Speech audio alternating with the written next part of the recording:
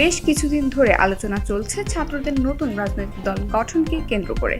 শোনা যাচ্ছে এ মাসে নতুন দল গঠন করবে তারা। ইতিমধ্যে বৈষম্য বিরোধী ছাত্র আন্দোলন ও জাতীয় নাগরিক কমিটির নতুন রাজনৈতিক দল গঠনের জন্য সার্বিক প্রস্তুতি চলছে। সমন্বয়করা উপদেষ্টা পদ ছাড়বে কিনা তা নিয়ে চলছে নানা ব্যাপক সমালোচনা। তবে এই বিষয় নিয়ে এবার একটি বেসরকারি টিভি চ্যানেলে কথা বলেছেন তথ্য ও সম্প্রচার উপদেষ্টা মোহাম্মদ নাহিদ ইসলাম।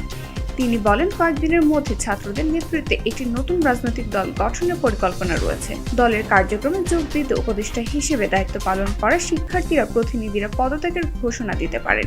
নতুন দলে কাজ করতে হলে সরকার থেকে কাজ করা সম্ভব না, প্রয়োজনে আমিও পদত্যাগ করব।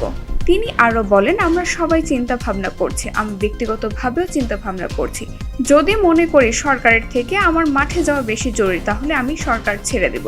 কয়েকদিনের ভেতর একটা চূড়ান্ত সিদ্ধান্ত সবার সামনে আসবে।